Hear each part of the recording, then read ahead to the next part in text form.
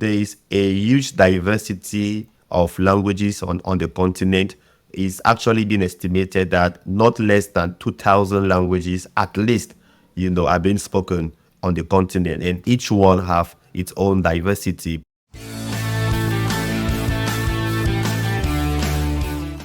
And welcome everyone to another exciting episode of Slator Pod. Today on the podcast, we welcome Christian Elongue.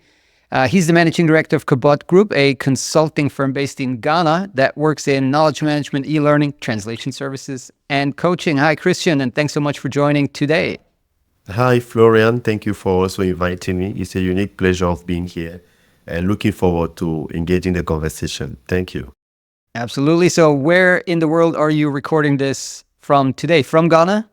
I'm currently recording from Kabod Group office in Accra, Ghana, West Africa, Africa.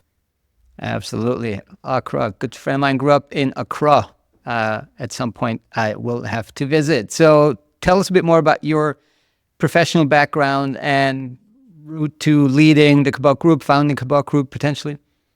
Yes, so my professional background is quite diverse, and I have to acknowledge that me being in the language service industry is the fruit of a personal conviction about the value of African language, which I noticed was not sufficiently promoted. So at the core, I am trained in, and I had much more experience in the civil society sector or the international development sector as a researcher. But at a point, I realized that most of the languages that were spoken in Africa were not gaining much visibility. And this triggered my interest to have a deeper focus on the language service industry. And this is how in 2022, I put in place Kabod Language Services with the unique mandate of building the language service industry. It is true that that mission is quite ambitious, but I strongly believe that there are so many opportunities which are still on tap and which can only be leveraged if there is an industry with system structure and platforms to enable collaboration and knowledge sharing among the various language practitioners that we have on the continent. So that's one of the reasons why Kabod Language Services has been established. And since then, we have been actively pioneering initiatives that have benefited language professionals and also working with other partners in order to increase the visibility of African languages, the visibility of language professionals, whether they are translator, localization managers, or interpreters across the continent. So that's briefly about where we are coming from, and I look forward to sharing more about some of the initiatives that we are doing. So it's on the one side an advocacy group, but also a commercial business, right? And in the commercial business, like what type of clients do you have? And on the advocacy side, I mean, I think we're going to be talking about this as well. But if there is a commercial side, can you tell us a bit more about that? Yes, so Kabod Language Service, as you have clearly noticed, is both advocacy oriented or social impact oriented and also business oriented. So at the level of the business, we provide language services, especially to actors or clients in the development sector. So we work with NGO, INGO, community-based organization, faith-based organization, like mostly non-profit, basically, who are in need of professional language services. Of course, we do also provide service to business organizations, but so far our main clients were mostly from the non-profit sector. But Kabod is globally known also mostly for our non-profit or social impact initiative, which have basically benefited many of the language professionals on the continent. Some of them are initiatives such as the Network of African Language Translators and Teachers, ALCA, which basically has over 2,200 members. Is basically a platform that we put in place when we realized that there was not a common platform where African translators and teachers could come together to collaborate and exchange best practices. So this is how ALCA was being put in place. Later on, we noticed that in the work of translation, sometimes translators or interpreters need some guidance, some coaching, some quick tips on how to go about things, whether how to do invoicing, how to do a good pricing strategy, and many of those things. And these were more peculiar like peculiar and regular issues that were happening. So to enable the language professional to quickly be able to get answers, we put together another platform known as the Marketplace of African Translators and Interpreters. It is known as MATI. So MATI was a second platform that we established. Few months down the line, still in 2022, going to 2023, we noticed that across the continent, there were national umbrella of translator and interpreters. For example, in Ghana, we have the Ghana Association of Translators and Interpreters. In South Africa, we have the South African Association for Translators and Interpreters. But there was not so far a continental body that was bringing together all the professional translators and interpreters on the continent. So we put together that platform known today as ALCA. ALCA stands for the Association of Language Company in Africa. And we recently organized our first annual conference in August to celebrate our 1-year anniversary. And one of the goals of ALCA is basically to foster collaboration and to bring together all the LSP on the continent so that together we can have a stronger voice and together we can advocate to increase the visibility of the language service industry and also its profitability. So those are some of the initiatives that we have championed and which have contributed in Kabod being identified as one of the top 34 global language industry influencers by Multilingual yearly in February 2024 of this year. But as indicated, this is all the fruit of my passion and interest in building the ecosystem and facilitating collaboration among language service professionals. We're using the term Africa, but Africa is huge and varied, right? I mean, like Exactly. It's a huge mission to kind of put everything under one umbrella. Like, how should people that are not in Africa, maybe haven't even traveled to Africa, think of Africa in kind of a business context, or also in your context of bringing together some of these associations? What are some of the similarities that you'll find across the continent, and what are some of the differences? Of course, there's probably huge differences, right? If you take Africa as an entire continent. So just kind of give us a little bit of a high-level picture there. Yes, exactly. So Africa, as we all know, is a continent, not a country, and as such, there are linguistic, cultural differences from one region of the continent to the others. So the continent has 5 main regions, and you will realize that the need of language services quite vary from one region to the other. So, for example, if you are operating in West Africa, for example, where Kabod is currently being based, there is a stronger demand for French and English translation pair because colonization was very well implemented here. So the use of French and English as foreign languages is quite predominant. But when you move to East Africa, it's not quite French English. It's more Swahili and English services that are proeminent because Swahili has also dominated, the landscape in East Africa. When you move to Northern Africa with Egypt, Algeria, Tunisia, you realize that Arabic is basically the master in that area. So to thrive there as an LSP, you need to have, that Arabic localization expertise. And basically, Kabod, even though we are based in Ghana, in West Africa, our network of freelancers and professionals with whom we work with cut across all Africa, especially concerning African languages, which is the key area where we are specialized in. So we have African translators in different languages according to the various African countries that we have. And most of the clients that have been coming to us usually come because of this expertise in local market and localization in the African countries.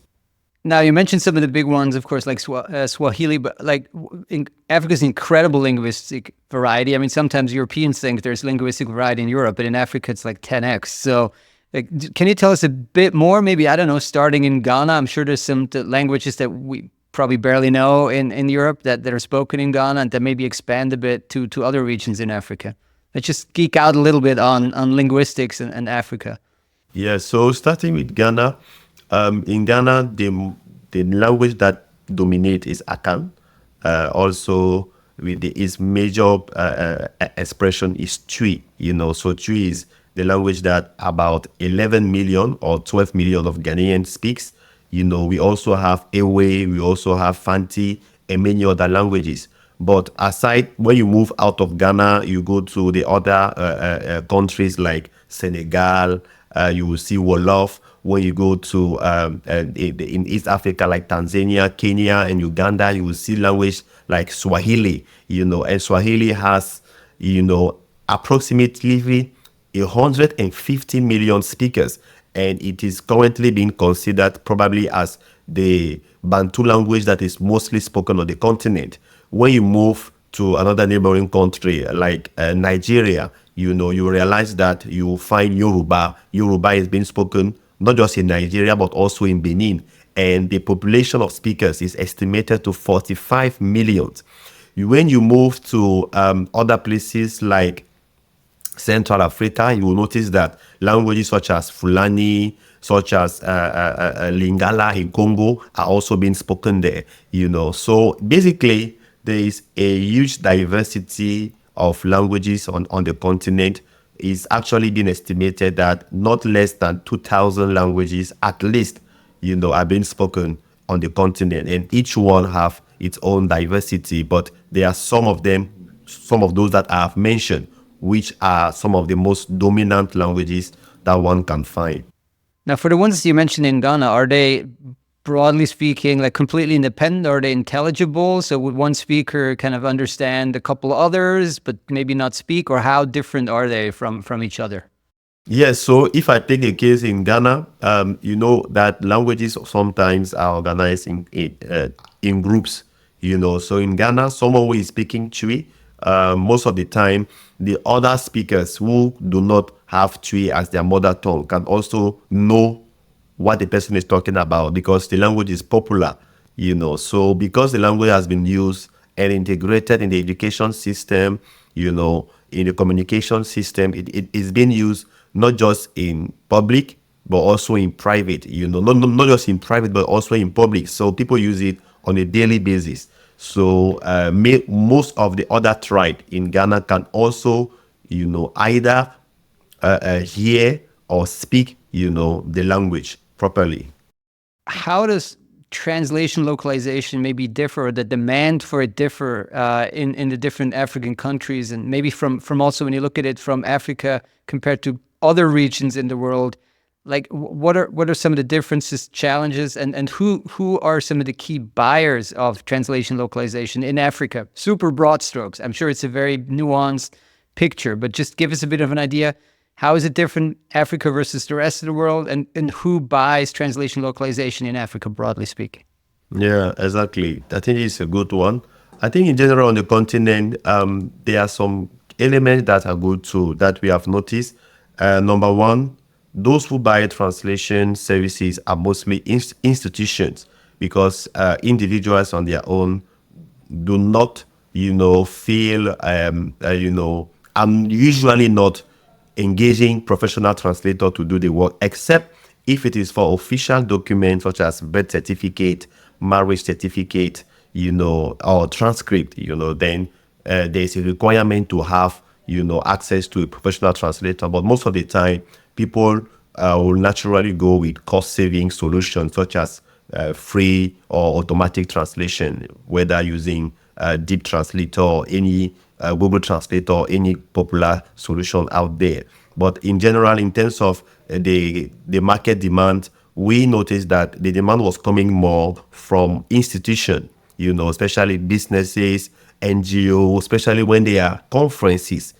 So conferences is one of the elements that drive a lot, of income for most of the language service providers on the continent. Because when those conferences are organized, there is a need of translating whether from French to English or Portuguese, depending if the country is a Lusophone country, or to Arabic, if the country or if there are people coming from, Northern Africa. That's the second trend, is that conferences are the key element that drive income.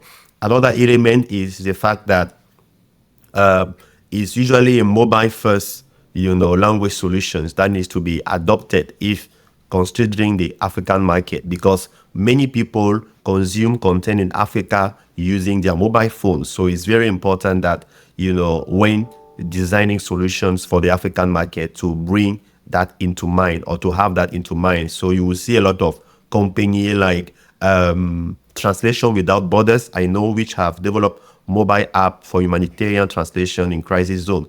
We also know how many organizations also are trying to ensure that their platforms are localized and mobile friendly, so this require adaptation of the content. Another element that at the level of Kabod Group, we also notice and we are also pushing is for how do we leverage into AI? How do we leverage into AI to advance, the language service industry? So aside ALCA, aside ALAT, aside MATI, we also have initiatives such as Masakane. Masakane is basically a Pan-African research organization which has been working to create natural language processing tools and also data set for African languages. We all know how data is the gold for most of the AI, systems or solutions. So Masakane is basically working towards that. We also have an organization such as Lelapai AI. They are based in South Africa. They are also developing, language technology solutions with South African languages.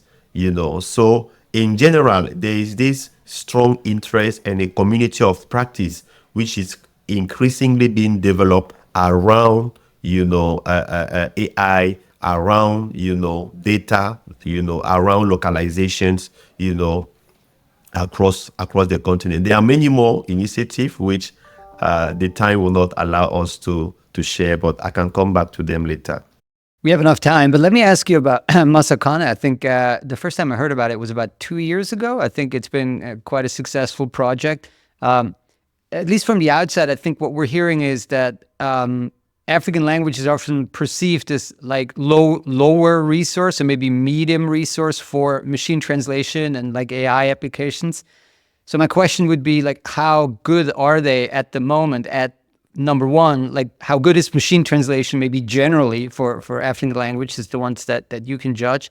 And then also just the general, like all these generative AI applications, how good do they work in African languages, right? Because I see a slight deterioration from English to German, my native language, but then, if it's a lower resource, it's probably getting even a little harder. Yes, exactly.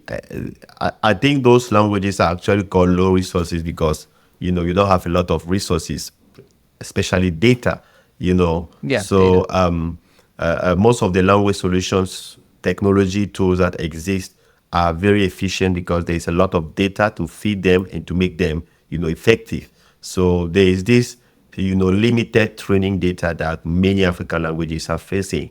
So this is where initiatives such as Masakane or Lelapai and many others on a smaller scale are contributing to creating data set, for various low resource African languages. And this data set later are used to train AI system. We also acknowledge that there are some global LSP who are also facilitating this through funding. There is this funding from Translate, which basically provide 20,000 euro to different language initiative. And I know they have sponsored one language data creation project for Igbo, which has significantly boosted, the availability of data for the Igbo language. The other challenge that we also face is the fact that there is a lack of standardization in some of the languages. So if I take the case in Ghana, for example, and there are some writing systems for Twi which are not having a clear agreement between all the linguists. So some will write it this way, some will write it another way. So this lack of standardization is making it difficult to develop language resources. Another barrier which we have observed is, the limited investment in African language, language AI solution, because so far most of the solutions that are being existing or being developed are mostly sponsored by a global technology firm like Google, by I know also Meta or Facebook are also supporting. We also know about there is this event very popular in Africa for NLP and deep learning enthusiasts. It's known as Indaba. Indaba. It's a community of NLP and natural language processing practitioners. So basically, most of the activities which are being done around, language technology on the continent are sponsored by foreign organization. If I also take even the case of Meta or Facebook, they have this project known as No Language Left Behind, where they were basically trying to create AI model to translate, across 200 languages, and 55 African languages were included, and they have built data set around those languages. So there is a need for African and for African investors to also take ownership of this need of investing in the language service industry, of sponsoring initiatives that are contributing to either develop data set, either create practical tools that will make these languages easily accessible. And coming back finally to the impact of Masakane, I think as of today, I know that they have built some machine translation model for about 20 to 23 African language pair. I also know that they created some benchmark for data set for 35 African languages, and they have published a lot of research papers on low resources for NLP technique, But in general, there is a need of increasing ownership, from African partners, African organizations in sponsoring the development of language technology solution, and not to let this only be driven, or mainly be driven by Google, by Mozilla or Meta. I think there is so much more that can be done if African also enter that space. So you feel that something like Meta's No Language Left Behind is kind of an initial starting point potentially, but like it actually has to be driven locally much more strongly, right? Exactly. Did it have an actual impact? Like something like Meta, like was it useful? Did it provide a baseline, or like in actual reality, it was a nice initiative. It was there. It was good for a press release, but then it kind of fizzled out. Or what's your assessment? Yes, I think the Meta No Language Left Behind, I think it was interesting in the sense that, especially at the level of, for African, from our own perspective, it was interesting in the sense that it helped develop some technique for training translation model, using limited data, which was something quite innovative. And it also helped build, a data set for, I don't know if the number is accurate, but from what I found on the No Left Behind platform, they were indicating that they have data set for about 40 to 50 African languages. Now, if this is confirmed, we will realize that if we have, let's say, even 50 and we have 2,000 African languages, it's just a drop in the sea, a drop of water in the sea. So there is so much more that needs to be done. And of course, we believe that, this is not something, and that's what I'm saying, basically, that this is not something that must be driven by foreign tech company. They are African venture capitalists who can also step into it and consider the language service industry as an ecosystem worth investing into. Because for now, most of the funding are going towards fintech. Most of this funding are going towards things like, fintech or health technology, and some few also towards edtech, but there is a need of, investing into language tech, because the future is there. I sincerely believe that it's impossible for any civilization to develop or expand without having its own languages. So we may be putting the horse before the chariot. Anytime that we are attempting to develop or grow our economy without using our local languages. And how do we develop them if we don't invest in creating tools, in creating solutions that will make them easily accessible, that will make them easily, teachable, by creating resources. For example, even though I'm a Cameroonian by nationality and I do reside and work in Ghana, I was quite surprised to notice that it's difficult to find a simple dictionary for the language Twi, which is the local language spoken by almost 12 million people. It's like almost every Ghanaian can speak Twi, but up to now, it's difficult to have, a comprehensive dictionary to enable people to learn the languages. So it just shows how even before we jump into language technology, there is a lot of work that also needs to be done at the level of the traditional learning resources for our local languages. How do we create teaching material, teaching resources like dictionary, glossary, and many other linguistic tools that will enable these languages to be quickly learned by anybody anywhere. So there is so much more that needs to be done. And that's one of the reasons why I am into the language service industry, because I saw these opportunities and I know that there is a lot that could be done. There is a lot of impact that can be created, and we shouldn't expect and the government, to do it all. So as private stakeholders, we are also in it to bring our own contribution to that through some of the initiatives that we have put together in place. And we sincerely plan to do more. For example, currently we are having conversation with the University of Ghana about, how do we, taking the case of Twi, we call it the Twi project. How do we create, learning resources around Twi? How do we create a dictionary, for Twi?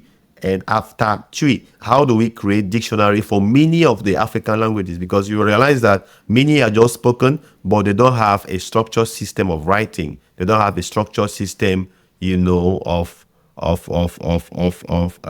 think let's say writing, or especially resources.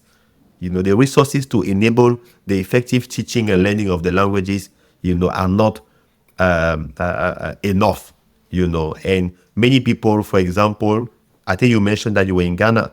You agree with me that you probably came to Ghana and you left without, I don't know, were you able to speaking Twi by the moment you I were wish I leaving? wasn't there. I was saying a good friend of mine lived there for a long, long time. So I heard a lot about Ghana, but unfortunately haven't been able to visit. Ah, okay. You haven't been here yet, yeah. But in general, many of those who come and go will leave without speaking the language, And sometimes it's not that they don't want to, but there are some barriers in terms of, actually, if you want to learn, except you go and take some YouTube videos. But even in Accra, there are not enough of centers where you can go and learn the language, the local languages, So it takes some intentionality and focus actually to do so. But when we have a lot of language learning centers, when we have a lot of, language learning resources, this will be made easier. And the more people are able of speaking the language, of learning it, the more it grows in use, the more it grows in relevance, and the more interest to fund their development will also increase. That's basically the perspective I do share. Maybe AI could help there with these, incredible advances with this multimodal with voice, right? So maybe if you actually do end up having enough data at some point to make the model be able to be conversational, and maybe that could actually help the language learning goal as well. Thinking out loud. So for ALCA, the Association of Language Companies, tell us more about it. When did it start? What are current initiatives? What are some of the advocacy? You mentioned you had the very first conference this year, or was it last year? I think this year, right? It was this year. Tell us more about it. as indicated basically in my introduction, we noticed that there was not a continental umbrella bringing together language service company on the continent. Yeah. We had more national body according to various region. For example, in Nigeria, they have one, but not all country have a national body for professional translator and interpreters. But we realized that if we really want to have a strong voice, it was important to have one continental umbrella. And this is where ALCA was put in place. ALCA was put in place in August, 2023, like legally registered in 2023 in Ghana. And we have a steering committee that brings together other LSP from the various regions of the continent. So we have Joanne Bota from Folio Online in South Africa. We have Adi Koulibaly from Bolingo Consult in Ghana. And we have Kabod Group, or Kabod Language Services, represented by me. And we are based here in Ghana and also in Cameroon. So basically, these are the three main regions which, are part of the steering committee, which is on a rotating basis. So the members of ALCA come from across the continent, from South Africa to Kenya, to Ghana, to Cameroon, across the continent. And we organize regular professional development program like webinar, talks, training, and we also enable them to benefit from the services that are being offered by global, language service providers. But the core of the work that is being done by ALCA is two things: increase visibility. There is not enough data on language service industry in Africa. We quite don't know exactly how many LSP are in Africa. We don't quite know how many professionals are in the industry. What medium income do they generate? And we believe that some of these elements about the industry needs to be made available. There is a need for research. There is a need for evidences about the economic contribution of the language service industry, about the opportunities that are available to educate many to understand the dynamics and know how to position themselves, and ALCA was established to contribute towards that, so that visibility is being done through the webinar, through advocacy, through publications, through partnership, through engagement. And currently, we are engaging with the national umbrella of professional translator and interpreters to see how best to enlarge the network and enable many African LSP, to grow and be stronger. The number two goal why we established ALCA was for the need of increasing not just the visibility, but increasing the profitability, of language service providers. Because you know that, when you are not united, you don't have a strong voice. There are some rates in the language service industry which cannot be enforced if there is not a common agreement. The rate at which some of the African languages are being translated, we believe could be improved. The way African language professional, whether they are localization project managers, whether they are translator or interpreters, the way they negotiate their pricing, the way they advocate, the way they brand themselves, the way they sell their services could be improved. And if that is improved, their profitability or revenue stream also will be increased. But for this to happen, there is a need for continuous professional development. And this is where the platforms which I mentioned, such as ALAT, the network of African language teachers and translator, MATI, these platforms are basically existing to facilitate that continuous professional development, education, capacity strengthening, and collaborative advocacy agenda, to ensure that African language service providers, have a stronger visibility on the global market, and are positioned as such. Yes. So that's basically why ALCA was being in place. In August of this year, during our 1-year anniversary, we brought together LSP from across the continent for our first annual conference, It was the first of its kind, seeing LSP from across the 5 regions of Africa coming together to discuss, share their experiences, share their challenges, innovative practices, recommendation on how to make the language service industry in Africa to move forward. It was such a joy for me to see that happening. It was basically, a dream that you start seeing a shadow of its manifestation, because there is so much more to be done, so much more. But already bringing LSP together and seeing this happening, seeing the conversation, seeing the initiative that are happening was quite interesting, and we believe that as we continue to facilitate professional development, market advocacy, and technology adoption, we'll see more and more impact that will be done. What was kind of a good call to action maybe that LSPs or associations in Europe, Asia, and the US can do to help support that initiative? Because I think it's an extremely valuable initiative, right? You're saying you had the first conference for the first time, you actually got everybody together. This is very different from the scene that's in Europe and the US, for example, where we've had decades of these types of conferences. So how can LSPs and associations from Europe and the US and Asia get involved here? Yes, I think there are various ways. Number one, and in the area of learning, the Bible says, "As a man think, so he is." So the quality of understanding of best practices in the language service industry, will influence how fast the industry will grow in Africa. So if we want to see a faster professionalization of services by LSP in Africa, they need to be exposed to practices that are occurring with other LSP or language technology providers in other parts of the world. So other LSP or language technology LTP, could facilitate access to these learning resources. For example, there could be, either like events for mutual agreement for cross-sharing of resources. There could also be joint collaboration into learning events or webinar.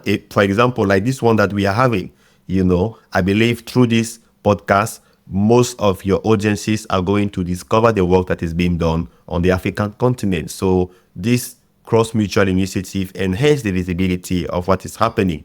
Aside this, we also see at the level of technology, there is, as we already discussed, this need of investing in language technology for our African languages.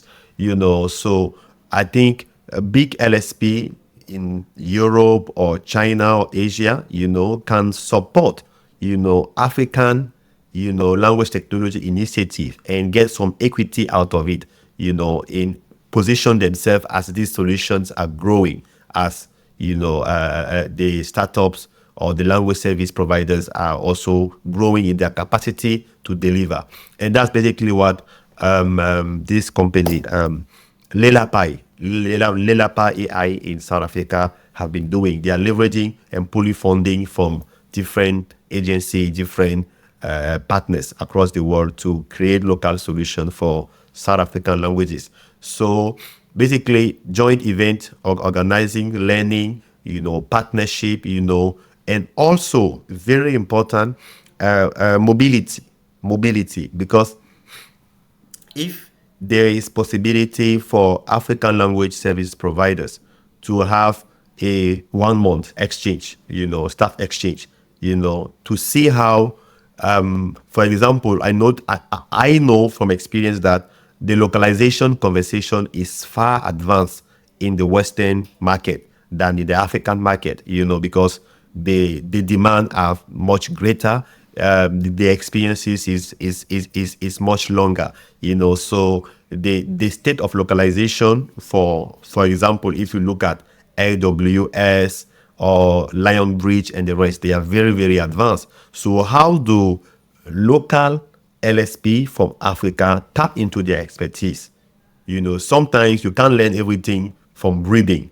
You need exposure, you need practice, you need hands-on, experience. And this is where staff exchange can be interesting. So if possible, I would suggest a a mobility program, for LSP in Africa with those in Europe or Asia, enabling both of them to have, hands-on experiences, and finally, at the level of funding, big LSP or those who are interested in the African market to position themselves could sponsor, initiatives that have been going on in Africa. And Kabod has been driving many of such, and we are really open to collaboration with any institution who is also moving in that direction. So that's basically what I can say. And there is also a platform which exists, which I think is worth sharing, is the African Language Conference, AFLC. I was privileged to co-host the last edition for this year, the 2024 edition, African Language Conference, which basically brings together various practitioners in the language industry to share their innovation, their practices in the development of African languages. So global LSP could sponsor such event, or attend such event to know more about the realities on the ground, about what's happening, and see how best to position themselves on the African market. So it is, of course, going to be a win-win scenario, and going to be a one-to-one approach where we are all going to look at what are we gaining and how do we put things in place to build the industry in general. Yeah. We here at Slator, and with this podcast, we're doing a tiny, tiny little part to help. So that was really, really interesting. Christian, thanks so much for joining today. This was great. Thank you to Florian for the invitation. It was really a pleasure of engaging and sharing what we are currently doing on the continent. Absolutely. Thanks, Christian.